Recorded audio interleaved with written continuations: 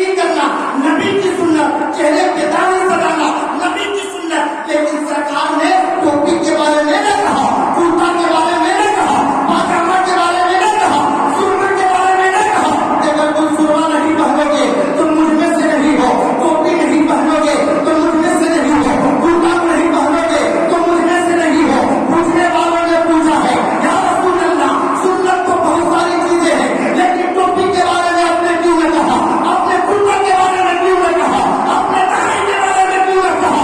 مدنی آقا فرماتے ہیں اے میرے قرآن سنو، سنت تو بہت ساری چیزیں ہیں لیکن یہ نکاح والی سنت اتنی اعلیٰ ہے، اتنا افضل ہے، اتنا برکت والا ہے کہ تیرے جس طرح سے میں تمام نبیوں میں افضل و اعلیٰ ہوں، برکت و اعلیٰ ہوں، یہ شادی والی سنت میری تمام سنتوں میں افضل و اعلیٰ ہے، برکت و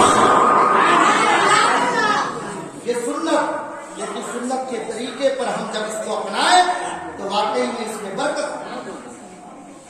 اور یہ سنت کے طریقے پہ حضرت آج شادی کے رشتے کروانے جائیے، قاسم صاحب تجربہ کار ہے اور ماشاءاللہ یہ اللہ کا فضل ہے کہ جہاں رشتہ منقطع ہونے والے ہو وہاں پر یہ اپنی زبان سے اپنی قابلیت سے اس رشتے کو سنبھال لیتے ہیں۔ اللہ کا بہت بڑا احسان ہے، یہ جانتے ہیں۔ لیکن حضرت آج ڈیمانڈ جو دیکھا جا رہا ہے شادی میں تو بڑا افسوس ہوتا ہے، حالانکہ شادی کا معیار دولت نہیں ہے، ثروت نہیں ہے، خوبصورتی نہیں ہے، جاہ و حشمت نہیں ہے، بلکہ اللہ کے پیارے رسول ارشاد فرماتے ہیں تن کے المرأۃ لأربعین لمالہا ولحسبہا ولجمالہا ولدینہا فاذکر بذات الدین۔ سرکار فرماتے ہیں نکاح عورتوں سے 4 خصلتوں کے بنا پہ کی جاتی ہے۔ کتنے؟ آپ لوگ بولیے 4۔ وہ 4 کیا ہے؟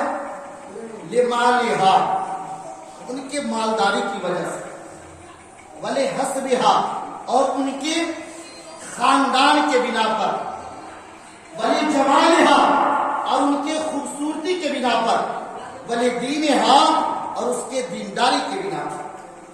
لیکن سرکار نے کہا 4 خصلتوں کے بنا پہ اس لڑکی کی شادی کی جاتی ہے، لیکن اس میں سے 3 کو فوقیت نہیں دی۔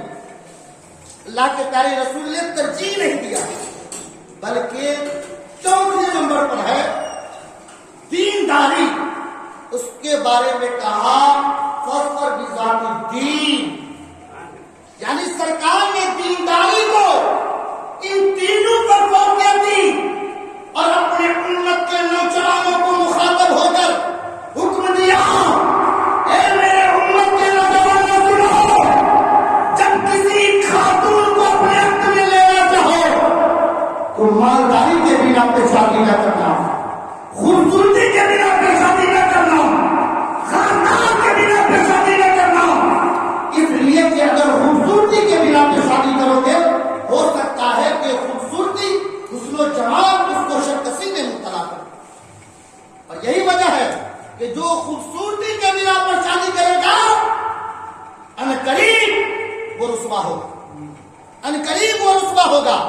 گھبرائے نہیں، آپ دیکھیے دنیا میں خوبصورت لڑکی ہوگی، ابھی تو کیا ہم کہیں، خوبصورت ہوتی ہے تو اس کو ناز و نخرہ ہی کچھ اور ہوتا ہے۔